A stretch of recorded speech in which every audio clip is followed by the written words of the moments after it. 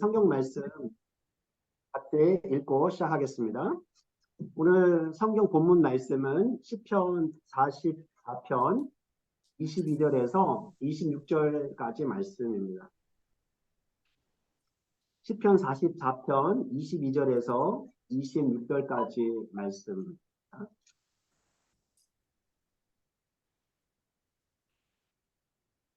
네.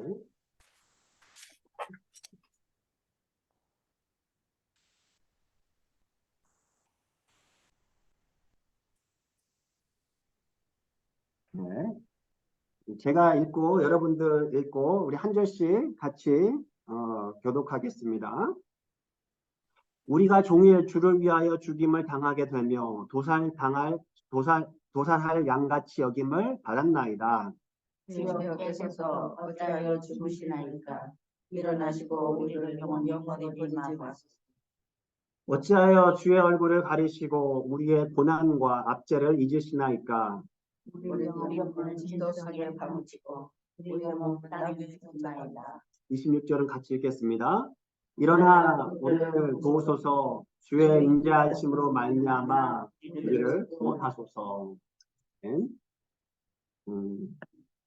오늘 함께 배우기 주제는요. 하나님은 어디 계신가?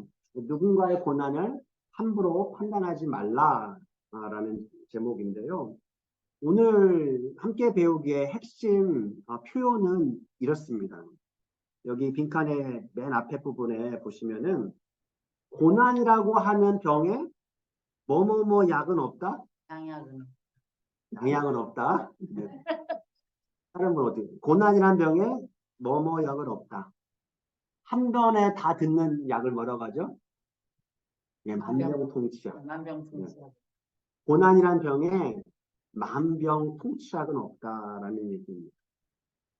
왜 그럴까요? 왜 한 번에 듣는 약은 없어요?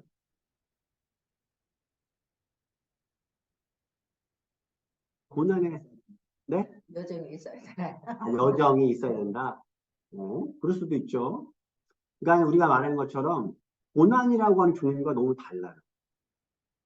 이게 좀 이따 살펴보겠지만 고난을 겪게 되는 종류도 다르지만 그 고난의 원인도 다르고요. 또 고난을 겪게 되는 사람의 상태가 또 달라요. 그 사람이 기질도 달라요. 그런데 우리는요, 뭐에 익숙하냐면요. 예를 들어서 고난을 헤쳐나가는 법, 뭐뭐 하는 법, 이런 것들에 대해 되게 익숙해 있어요. 그러니까 때로는요, 잘못된 처방전을 받을 때가 있다라는 거예요. 이거 약 안 되네? 소용이 없네, 이 약 먹어봤는데? 이렇게 생각할 때가 있다라는 거죠.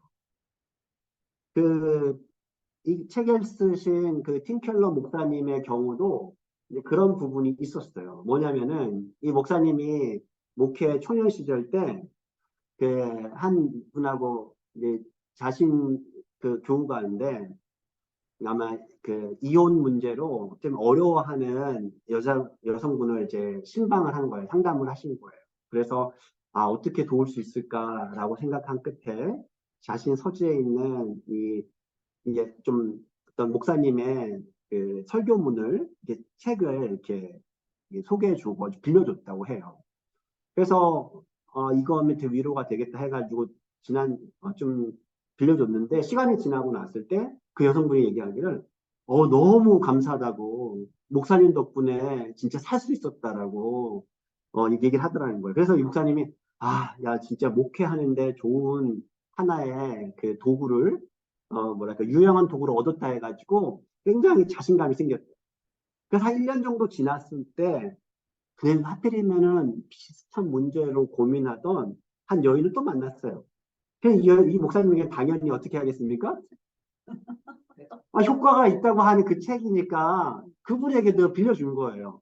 그랬더니 반응이 어땠을까요? 안 들었을 거야. 예, 그래요. 사람 말없이 성격이. 네, 이 책을 읽으면서 이분이 목사님 너무 이 책을 헷갈리게 만드네요. 또 어떤 부분에서는 이 부분은 굉장히 화가 나요. 이렇게 얘기를 하더라고요. 그러면, 예. 그러면서 목사님이 그때 이제 알게 됐대요. 어려움을 겪는 이들에게 모두 똑같은 처방을 하는 것은 안 되겠다라는 깨달음을 얻었다고 합니다. 이게, 그러니까는 왜 그러냐면은, 이 똑같은 병이라고 해도, 똑같은 고난 같아 보여도, 각자 경험한 그 시련이 달라요. 시련의 종류도 다르고. 그래서 또 뭐가 다르냐면은, 어떤 사람은 어떤 위안을 받는 방법이 달라요.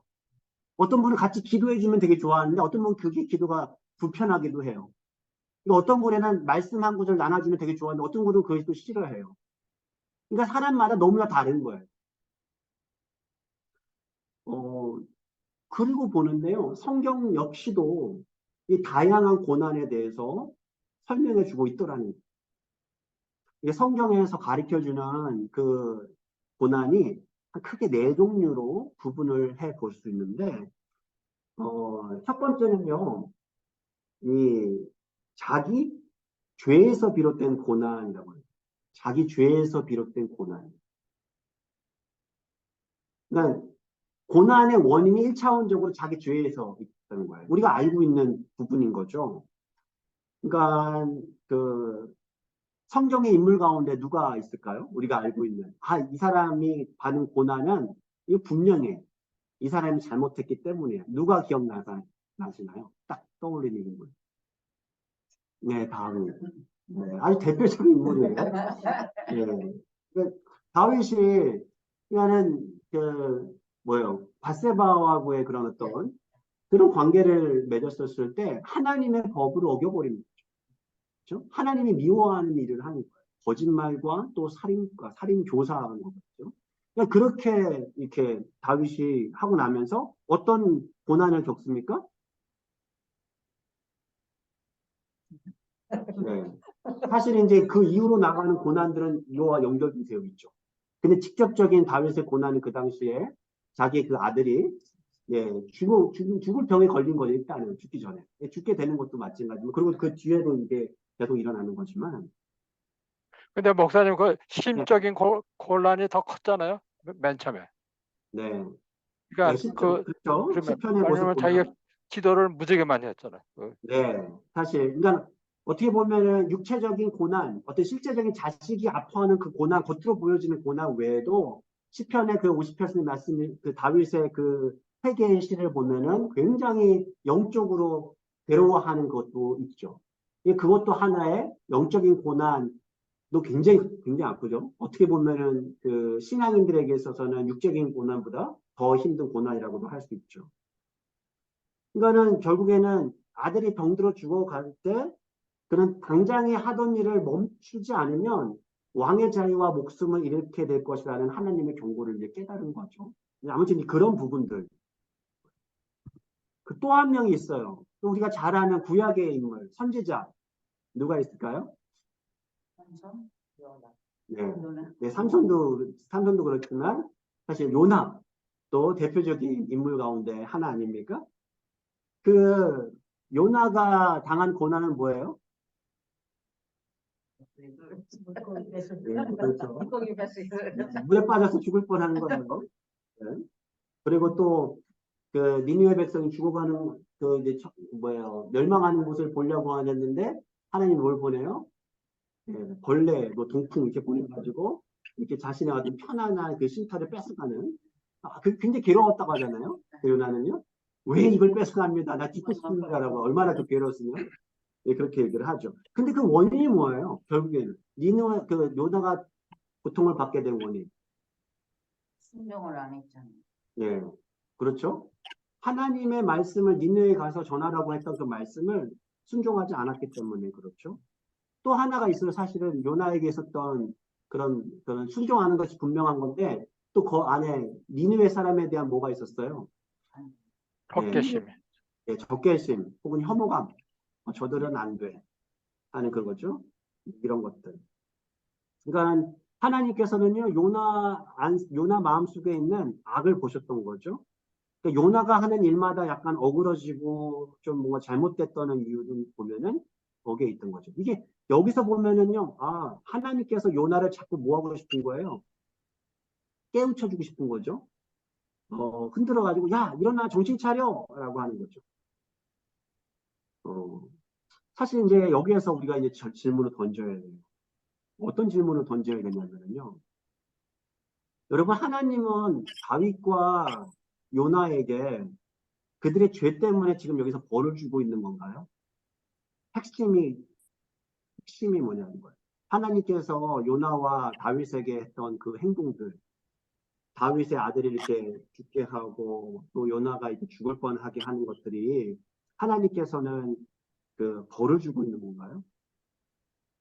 목적이? 믿는 시험을 하십니다. 음, 깨달음을 주시지. 예. 그러니까 저도 그걸 생각 많이 했는데 그전부터. 음. 그러니까 하나님의 용서해 주시지만 네. 그 죄에 대한 대가는 받아야 된다. 아, 죄에 대한 대가. 죄에 네. 대한 대가. 예. 네. 난 죄에 대한 대가에 대한 것도 분명히 있죠. 그런데 실제 성경의 말씀 보면은요, 이런 말씀 우리가 잘 알고 있지 않나요? 로마서 8장 1절 같은 경우 보면요, 믿는 자에게는 결코 정죄함이 없다라고 했거든요. 그러니까 우리에게 돌아올 징벌의 대가가 그 예수님이 대신 지고 그런 모든 대가, 죄값을 다 치러 주셨다고 했거든요. 그러니까 그 얘기는 무슨 얘기냐면 하나님은 다시 대가를 요구하시지 않는다라는 거예요.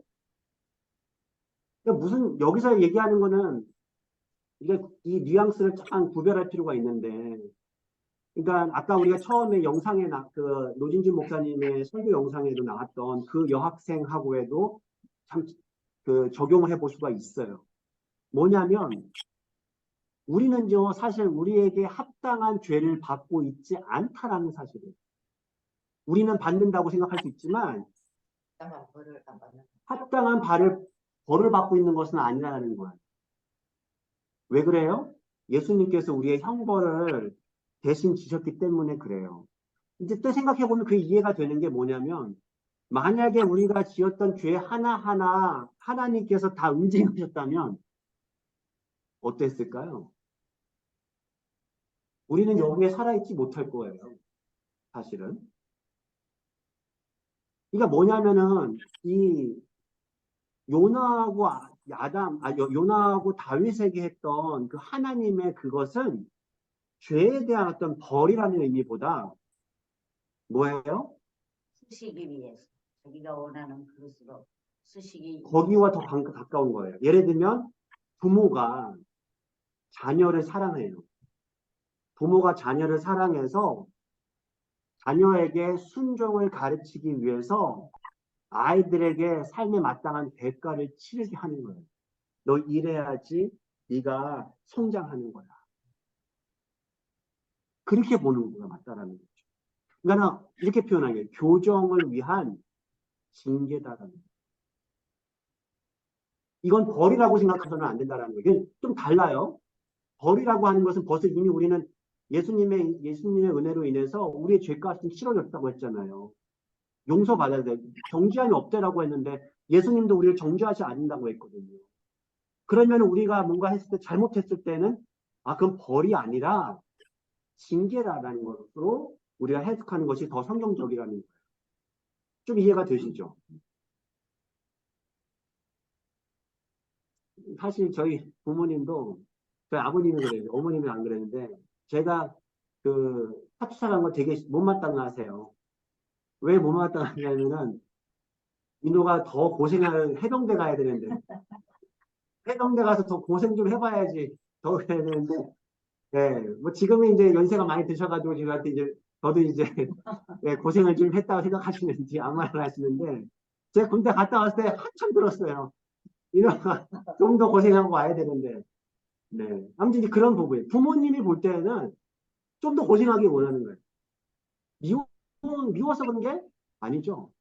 좀 더, 고생을 더 해봐야지 더 그렇게, 좀 더, 살아갈 수 잘 살 수 있을 것 같으니까, 이제 그런 부분이에요. 마치 영적으로 신앙의 아버지 하나님께서도 마찬가지라 하는 것이죠.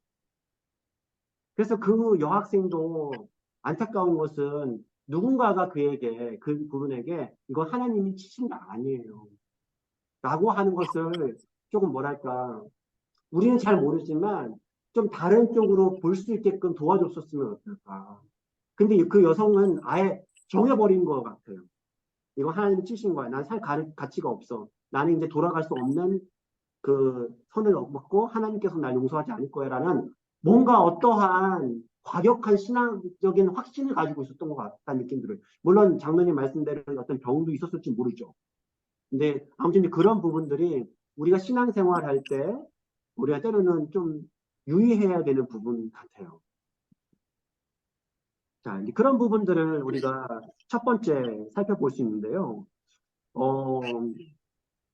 그렇게 그런 첫 번째 종류의 그 고난에서 도전 과제가 있어요. 결국에는 무엇을 깨달아야 되는, 어떤 것을 자꾸 도전해 주는 것 같아요. 다윗에게 또 요나에게 무엇을 계속 요구하고 있죠? 하나님은요? 삶을 바꾸라는 거죠. 그러니까는 그들에게서의 고난은 삶의 변화를 위한 경고등이었던 거예요. 그래서 여기서 도전 과제는 뭐냐면요, 회개가 돼요. 아, 내가 그런 부분이 있을 때, 아, 내가 잘못한 것이 있구나. 아, 하나님께서 기뻐하지 않은 그런 모습들이 내가 순종하지 못했던 모습은 없는가? 다시 한번 네, 돌아보면서 회개하는 거, 회개가 돌아서는 거잖아요. 이제 그런 부분들이 이제 필요하다는 거죠. 자, 그 두 번째 그 성경에서 가르쳐 주는 고난은요, 이 배신에서 나오는 고난이라는 거예요. 이 배신에서 나오는 고난이라는 것이 언뜻 좀 이해가 안 갈 수도 있는데 이런 고난이에요. 예를 들어서 어떻게 용감하고 어떤 선한 행동을 했어요. 그런데 이상하게 돌아오는 그것이 나에게 고난을 주는 거예요. 그러니까 공격을 당하는 거예요. 나는 되게 의로운 행위로 했는데 그것을 상대방이 오해하거나 혹은 나를 싫어해서 이것을 공격하는 거예요. 배신하고 예를 들어서 성경에 보면 누가 그런 모습들이 있나요? 경험을 했나요? 성경에 보면 의로운 행동을 했는데 돌아오는 건 고난이에요. 핍박이에요. 누가 그런 경우들이 있을까요? 네? 그래? 아, 죄송합니다. 답이 있네. 제가 이래요. 제가 이렇습니다. 네, 사도 바울과 같은 경우가 그렇고요. 또 선지자들이 거의 대부분이 그랬죠. 선지자들은요, 환영을 잘 못 받았죠. 그렇죠? 사도 바울이 배신당한 건 누구한테 배신당한 거예요? 자기 동족들한테, 유대인들한테 배신당한 거죠. 이방인에게만이 아니에요. 두들겨 맞고 갇히고 공격당하고. 그러니까 하나님의 보낸받은 메신저로서 자기는 살았을 뿐인데 그냥 너무 고난을 많이 당해요. 고린도후서 11장에 보시면은 정말 많이 고난당한 이야기가 나오지 않습니까? 그 선지자들도 마찬가지인데 예레미야도 마찬가지예요. 그러니까 예레미야도 진실을 말했다라는 이유로 얻어맞고 막 감옥에도 갇히고 막 그랬습니다. 이러한 그런 뭔가 의로운 행동, 정의로운 행동을 했는데 나에게 다가오는 것이 고난인 경우들이 종종 있다라는 거예요. 이럴 때는요, 우리가 도전받는 그런 것이 하나가 있어요. 어떤 것을 도전받을까요? 이런 고난을 겪을 때는. 이런 고난을 받을 때는 회개를 필요한 건 아니잖아요. 그렇죠? 회개가 아니에요. 여기에서는 어떤 도전을 받냐면 용서에 대한 도전을 받아요. 무슨 말인지 아시겠어요? 그러니까 나는 내가 올바른 일을 했는데 상대방이 나를 이렇게 핍박을 해요. 그러면은 이 상황 속에서 하나님께서 요청하는 그 부분은 그들을 용서하는. 이것도 어렵죠, 사실은. 하지만 우리에게 어떤 도전 과제가 된다라는 것입니다. 그러니까 이 용서에 대해서 씨름하게 되죠. 자, 그 다음에 이제 세 번째, 네 번째가 또 사실 좀 어려운 부분이기도 해요. 세 번째 성경에서 가르쳐 주는 고난은 상실에서 오는 고난이 있습니다. 상실에서 오는 고난, 너무 슬픈 거예요. 이거는 선한 일을 하든 나쁜 일을 하든 어떤 우리의 행동과 상관없어요. 그러니까 언제든지 누구나에게 닥칠 수 있는 고난이라는 거예요. 그렇죠? 그래서 이런 어떤 상실에서 오는 고난은 누구나에게 경험할 수 있다라고 해서 보편적인 고난이라고도 한다고 해요. 보편적인 고난이에요. 왜냐면 누구나가 다 착한 사람이나 나쁜 사람이나 뭐 신앙이 좋은 사람이나 신앙이 없는 사람이나 누구나 다 이 고난은 당하게 된다라는 거예요. 그 성경에 어떤 인물이 있다고요? 네, 예, 마르다하고 마리아 이야기죠. 그러니까 자신의 오라비인 나사로를 잃고 슬퍼하는 마리아하고 마르다를 예수님께서 이제 위로하시잖아요. 이제 그런 모습을 통해서 우리는 보편적인 고난을 엿볼 수 있게 되죠. 여기에서 마르다한테 회개를 촉구합니까? 용서를 촉구합니까? 아니에요. 예수님은 그냥 그 모습을 보면서 우시죠. 그렇죠? 그리고 어떤 부활에 대한 소망을 또 주시죠. 그러니까 좀 달라요. 여기서 그래서 그러니까 보편적인 고난의 예들이 굉장히 많아요. 어떤 것이 우리 보편적 고난의 예가 있을까요? 우리가 어떤 보편적인 고난이 있을까요?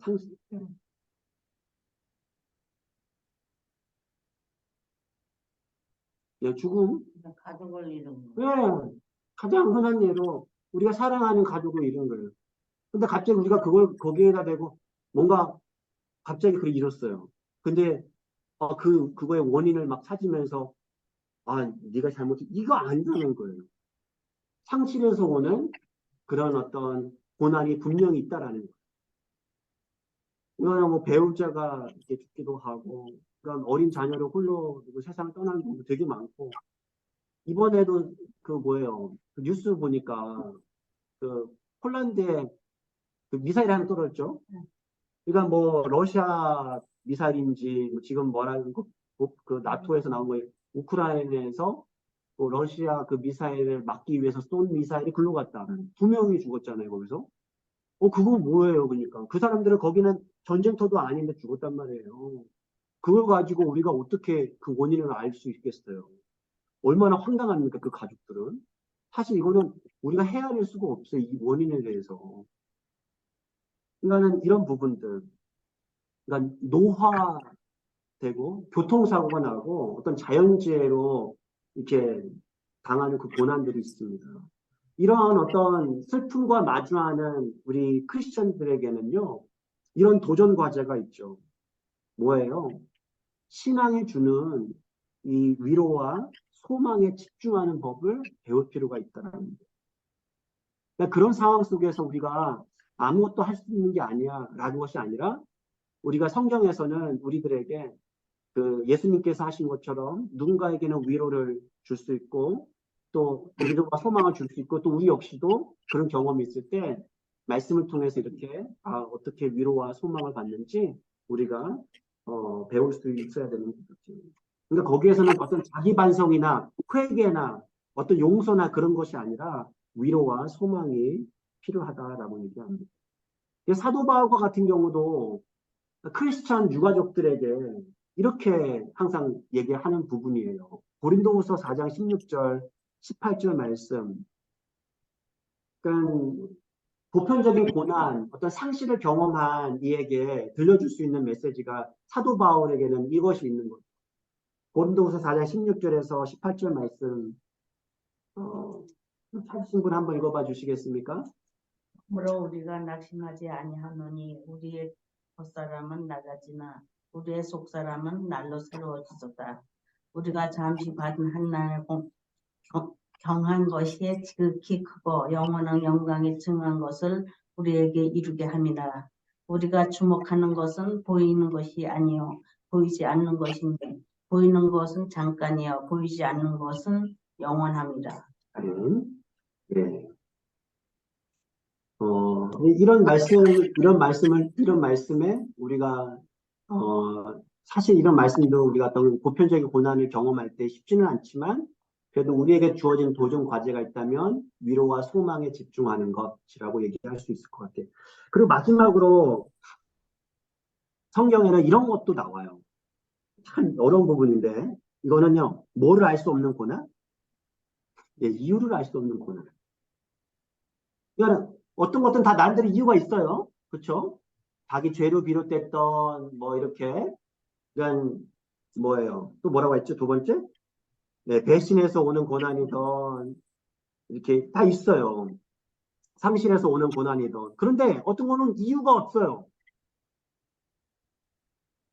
그래서 의미를 찾기 어렵다 해서 무의미한 고난이라고도 한대요. 이 되게 의미를 찾기 힘들다라는 거예요. 오늘 우리가 읽었던 시편 44편에서도 이 고라 자손들이 이렇게 쓴 편지 시죠. 황폐해진 나라를 보면서 하나님께 묻는 거예요. 하나님 이게 무슨 일입니까? 왜 우리들이 고난당하고 고난받고 압제당하는 것을 잊어버리십니까? 하나님 왜 주무십니까? 하면서 이렇게 하나님 앞에 아무리 봐도 모르겠다라는 거예요. 성경 곳곳에 이렇게 이유를 알 수 없는 고난들 때문에 부르짖는 경우들이 종종 등장하는데 대표적인 사람이 누구라고요? 네, 욥이에요. 욥이라고 하는 인물이 등장하면서 사실은 정말 이게 큰 고난에 대해서 정말 인류의 고난에 대해서 많은 것들을 이제 시사해주고 있는데요.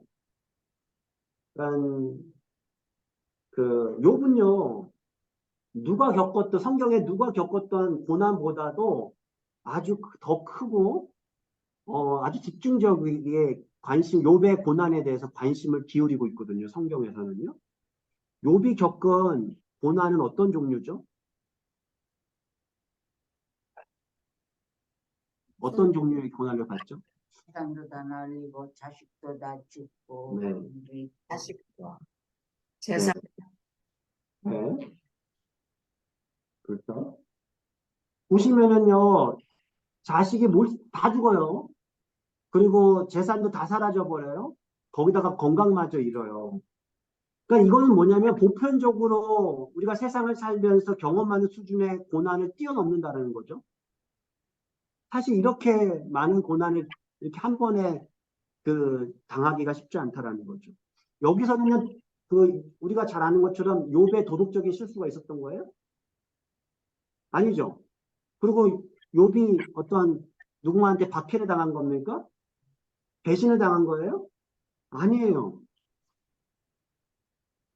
그러니까 사실 이런 어떤 아주 참혹한 고난을 당하면 보통은 그 고난을 당한 사람들의 반응은 어떻습니까? 마음이 처음에는 와인이부터 시작하긴 해요. 그런데요, 사실은 아마 경험해 보신 분도 계실 거예요. 원망하고 슬퍼하는 것은 잠시 그게 지나가잖아요. 분노해요. 화가 나죠. 아니 어떻게 그럴 수 있지? 그러니까 인생과 하나님을 향해서 분노를 쏟아냅니다.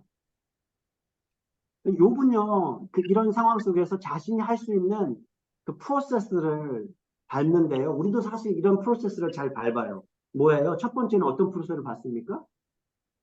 내가 책망받을 만한 죄가 있나? 돌아보는 거. 사실 우리에게도 도움이 돼요. 우리가 어떤 사건이 있을 때, 내가 책망받을 죄가 있는가? 돌아볼 수 있죠. 그러면서 또 이렇게도 하죠. 이 일을 통해서 죄가 아니라면 이 일을 통해서 내가 받아야 될 교훈이 혹시 있는가? 이건 내가 죄랑 상관은 없죠.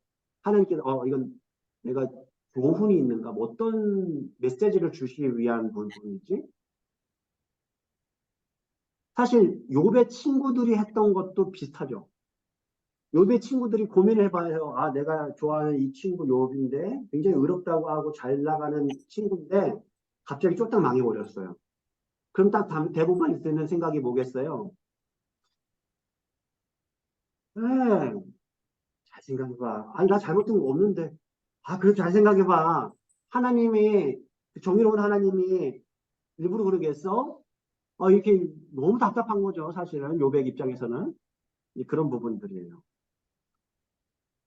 사실 이렇게 욥의 삶에서는요, 하나님의 추궁을 받을 만한 그 거리가 하나도 없었다라는 거예요. 결국에는 욥은요, 하나님께 무엇을 받기 위한 것도 아니고 하나님께서 무언가를 해주시길 기대해서가 아니라 오직 하나님을 바라고 하나님께 기꺼이 순종하는 자리로 이끌려 나왔다라는 거예요. 그러니까 욥의 고난의 핵심이 이거예요, 목적이. 그러니까 뭔가 욥을 책망하고 욥의 흠을 없애고 뭔가 응징하고 훈계하는 것이 아니었어요. 이게 참 어렵다라는 거예요. 이 욥이 결국에는 여러분들 욥을 해석하면서 욥의 성경을 읽으면서 얻을 수 있는 교훈이 뭐예요? 욥을 읽으면서 어떤 교훈을 얻습니까? 혹시 어떤 일이 있어도 끝까지 하나님을 붙잡는다. 네, 어떤 일이 있어도 끝까지 하나님 붙잡는다. 좋습니다. 또 뭐가 있을까요? 네, 믿음. 끝까지 하나님을 믿는다라는 것. 어떻게 결국에는 하나님께서 분명히 그 모든 일에 예를 들었으면 로마서 8장 28절 말씀처럼 선을 이루게 하실 것이다라는 그 믿음. 예, 그렇죠? 좋습니다. 결국에는 지금 욥도 마찬가지였던 거예요. 어떤 것을 욥은요 마지막에 하나님 앞에서 고백합니까? 자기가 이전까지는 하나님에서 알았어요. 근데 어떻게 알았어요? 하나님이 알았던 게 어떤 걸, 뭐를 통해서 알았어요? 네, 귀를 통해서. 이제 어떻게 해서? 네, 눈으로 보았다는 거예요. 그러니까 욥은요, 그 상황을 통해서 더 하나님과 가까워지는 그러한 그 결과를 얻게 된 거죠. 이해할 수 없는 고난이었는데 그 고난이 욥에게 하나님을 더 가까이 알게 되는 그런 계기가 되었다. 나는 자신의 모든 목표, 근거, 철저하게 하나님께 두어야 한다라는 그것을 다시 한번 배우게 되었다라는 것이죠.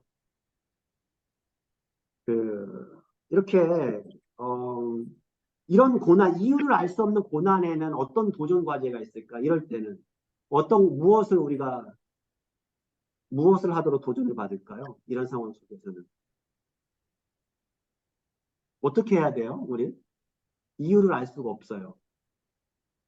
아무리 찾아봐도 이유를 모르겠어요. 어떻게 해야 돼요? 기다려야 된다. 견뎌야 된다. 나좀 기다려야지. 기다려야 된다. 그렇죠? 욥은요, 그러니까 이렇게 표현해요. 정직하게 기도한다. 정직하게 기도하라는 얘기는 무슨 말이죠? 나의 솔직한 심정을 하나님 앞에 아뢰는 거예요. 그 안에, 그 속에는요, 울부짖음도 있지 않겠어요? 그리고 우리가 잠깐 아까 얘기 나눴던 것처럼 정말 하나님 앞에 매달렸으면 좋겠죠. 왜냐면 우리 너무 억울하잖아요. 근데 하나님은 사랑이시라고 하시잖아요. 근데 우리 너무 힘들어요. 그럴 때는 솔직하게 하나님 너무 힘들어요 하면 울부짖는 거예요. 시편의 그 많은 그 기자들처럼 우리도 토로하는 거예요. 성 어거스틴은 이렇게 표현했대요. 이런 고난의 시간 속에서 우리에게 요구하는 것은 사랑하는 것들의 재정렬, 이렇게 표현을 했어요. 사랑하는 것들의 재정렬이래요. 이게 무슨 말일까요? 사랑하는 것들을 재정렬시키는 거예요. 뜻이 뭘까요, 이게?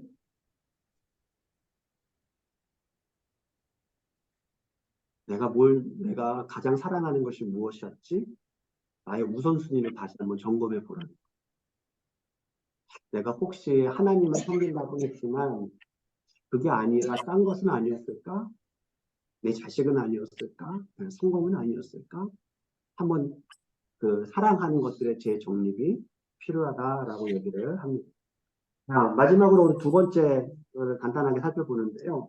어떻게 보면 이게 되게 실제적인 이야기일 수 있다고 생각이 들어요. 여러분, 고난의 시간에 듣게 되는 두 종류의 이야기가 있습니다. 하나는 낙심하게 만드는 말이 있고요. 또 하나는 힘이 드는 말이 있다는 거예요. 여러분, 고난의 시간에 낙심하게 되는 말들은 어떤 걸까요?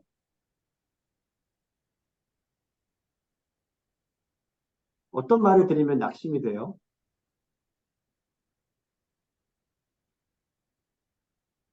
이렇게 간단하게 좀 얘기해 볼 수 있어요. 다 맞는 말인데,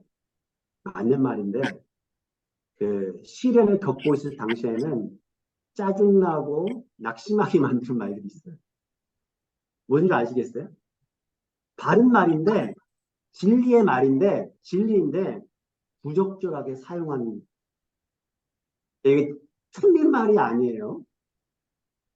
이게 잘못, 그러니까 뭐냐면은, 낙심하게 만드는 그 말은 누가 했습니까? 욥에서? 욥에 누가? 욥의 친구들이 낙심하게 했잖아요, 욥을. 그때 욥이 뭐라고 한 줄 아세요? 그 사람들을 보고, 친구들을 가지고. 이들은 나에게 재난을 주는 위로자들이다. 거기다가 재난을 주는 위로자들 쓰시면 됩니다. 낙심하게 만드는 말을 하는 사람은 재난을 주는 위로자들이라는 거예요. 아, 위로를 해줘야 되는데 재난을 더 덮친 격으로 재난을 주는 거예요. 그러니까 우리 지난주에 잠깐 소개했던 존 페인버라고 하는 그 욥기를 전공으로 했던, 욥을 전공으로 했던 조직신학 교수가 있다고 했죠. 그 교수가 자신의 와이프가 죽을 병에 그 굉장히 심한 병을 얻고 나서 완전히 삶이 바뀌었다고 했어요. 그러니까 주변에서 계속해서 사람들이 와서 다양한 말을 해주더라는 거예요. 위로해준다는 말 치고. 그러니까 뭐라고 얘기하면 이런 말을 하는 친구들이 있었대요. 그러니까 예를 들어 하나님께서는, 잘 들어보세요. 어쩌면 우리가 하는 말일 수 있어요. 이봐, 하나님께서는 이 한 가지 문제를 사용하셔서 우리가 알 수 없는 또 다른 어려움에서 지켜주시려고 하는 거야. 이해가 되세요? 이 문제를 통해서 또 다른 더 큰 어려운 문제를 이겨낼 수 있게 해주시기 위해서 이런 거야. 라고 했던 거예요. 위로가 돼야 안 돼요? 이분이 왜 위로가 안 됐을까요? 굉장히 기분이 나쁜 거예요. 왜 기분이 나빴냐면, 자신의 아내가 죽어가고 있는 것을 매일 조금씩 죽어가는 것보다 더 심각한 문제를 이 사람은 찾을 수가 없거든요. 그 상황에서. 그런데 그것을 얘기를 하니까 너무 기분이 나쁜 거예요. 이렇게 괴롭게 만들려고? 더 큰 괴로움이 그럼 또 뭐야 도대체? 이거보다 더 힘든 괴로움은 또 도대체 뭐야? 너무 힘든 거예요. 근데 이렇게 말하는 친구도 있었대요. 좀 이것들은 좀 과한 것 같아. 이렇게. 누구나 어떤 식으로는 죽게 돼. 당신은 아내를 통해서 그 실체를 조금 더 일찍 알게 된 것뿐이야. 위로가 되나요? 네, 안 될 것 같아요. 근데 이런 분이 이렇게도 얘기를 했다는 거예요. 아마 어쩌면 이렇게 얘기했겠죠. 아, 다들 다 죽는 거야, 우리 다. 이렇게 얘기하지 않겠어요, 말하자면은. 그렇죠? 근데 100번 옳은 말이지만 그 정보를 그 순간에 알고 싶어 하는 사람이 누가 있겠냐는. 또 이런 친구도 있었대요. 이건 어떻게 보면 우리도 많이 하는 거예요. 어떤 친구가 와가지고 이렇게 했대요. 자신이 겪은 더 끔찍한 경험을 얘기해 주더라는 거예요. 그러면서, 아, 나도 당신의 기분 어떤지를 알아. 하면서 얘기를 해줬다는 거예요. 사실 우리도 그럴 때 있잖아요. 내가 더 힘든 경험을 했던 누구를 소개하면서 혹은 내가 경험했던 걸 얘기해주면서 나도 경험해봐서 조금 알아. 이렇게 얘기하잖아요. 근데 이분이 뭐라고 얘기한 줄 아세요? 거기 빈칸에 채우시면 돼요. 도움이 되는 건 내 느낌을 너희가 아는 게 아니라 너희가 진심으로 염려하고 있는 사실을 내가 아는 거야.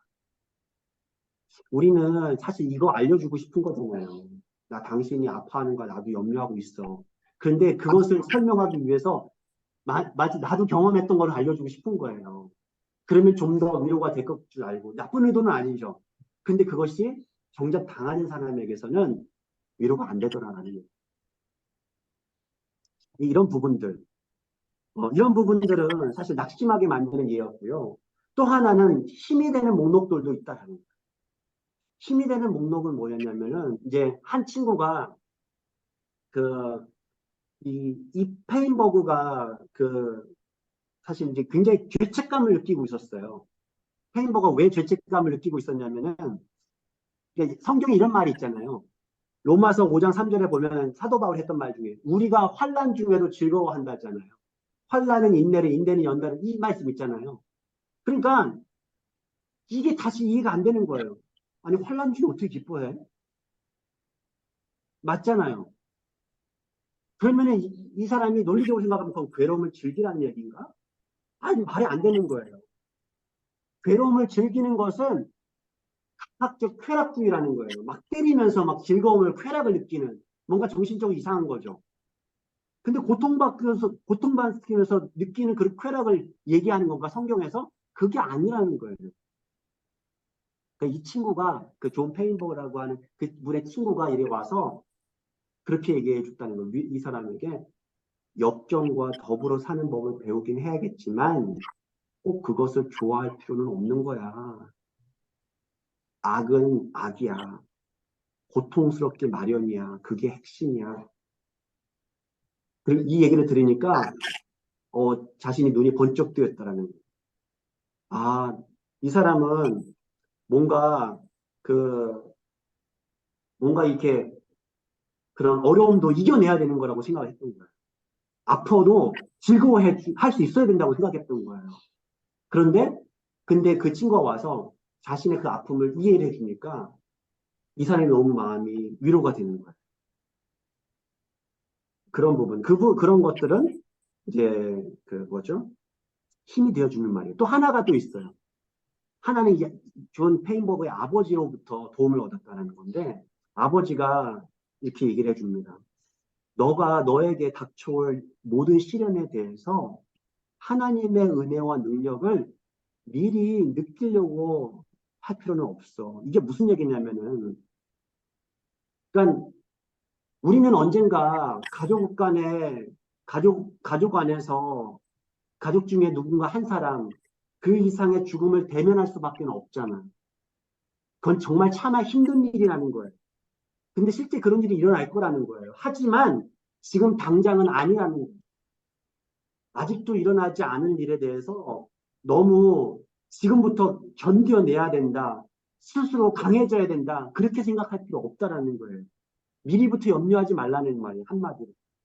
다가올 고난에 대해서 미리부터 아파할 필요는 없다라는 얘기예요. 그러면서 마태복음 6장 34절의 말씀을 주는 거죠.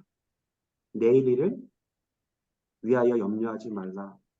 내일 일은 내일이 염려할 것이고 한날의 괴로움은 그날로 족하다.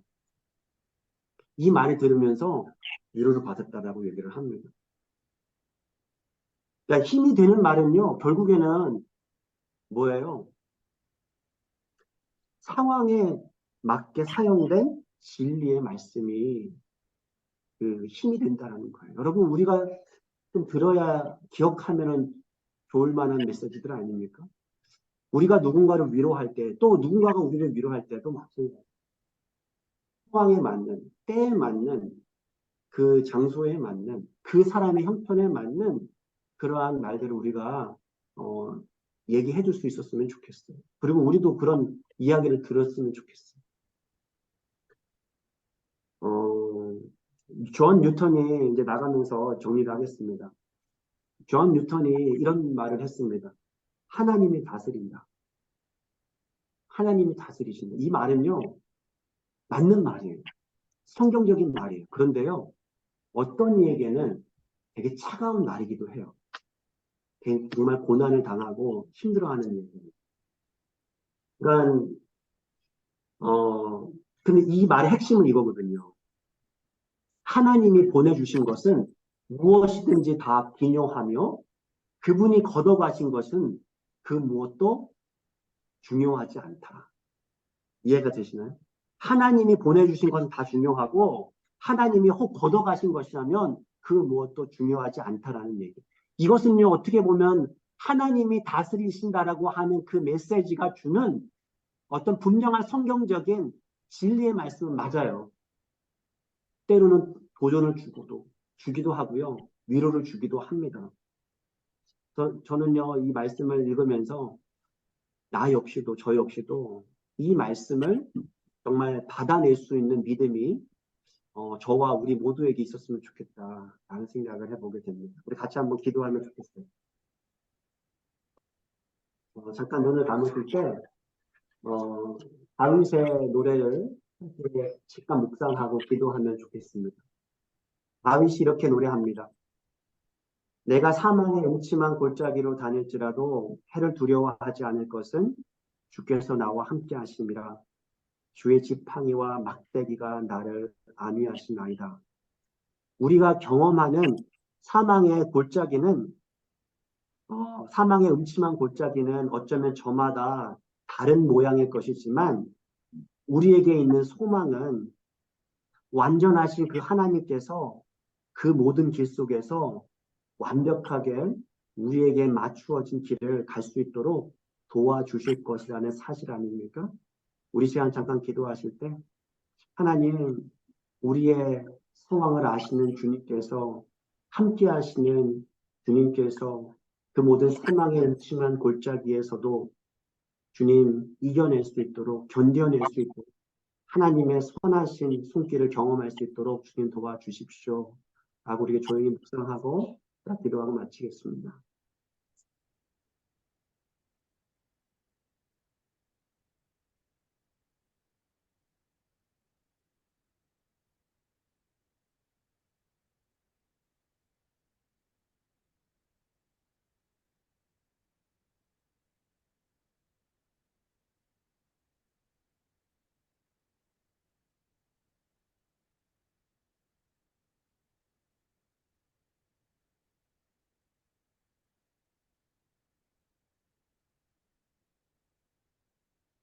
하나님, 우리가 겪는 이해할 수 없는 그런 고난들, 그리고 또 때로는 우리의 죄로 인해서 겪게 되는 고난들, 혹은 주님의 일을 하기 위해서 주님의 말씀을 전하다, 주님의 뜻을 행하다, 꼭 겪게 되는 고난들, 주님, 다양한 고난들이 우리의 삶에 있지만, 하나님, 그 모든 순간 속에서 우리와 함께 하시는 그 아버지 하나님의 선하신 그 인도하심을 우리에게 맞춰 주신 그 길을 가게 하시는 그 하나님을 우리가 바라볼 수 있도록 주님 우리에게 믿음을 더하여 주시옵소서.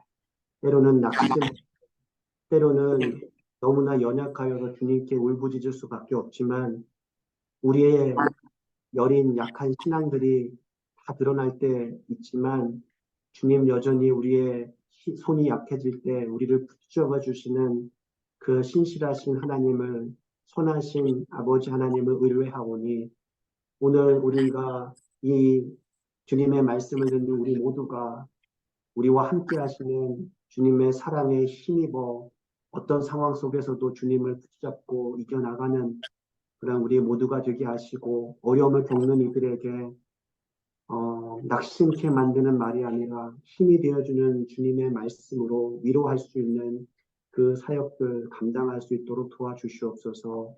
예수 그리스도의 이름으로 기도드립니다. 아멘. 하늘에 계신 우리 아버지여 이름이 거룩히 여김을 받으시오며 나라의 임하옵시며 뜻이 하늘에서 이루어진 것 같이 땅에서도 이루어지이다. 오늘날 우리에게 일용할 양식을 주옵시고 우리가 우리 죄진 자를 사하여 준 것 같이 우리의 죄를 사하여 주옵시고 우리를 시험에 들게 하지 마옵시며 다만 악에서 구하옵소서. 대개의 나라와 권세와 영광이 아버지께 영원히 있사옵나이다. 네. 수고 많으셨습니다.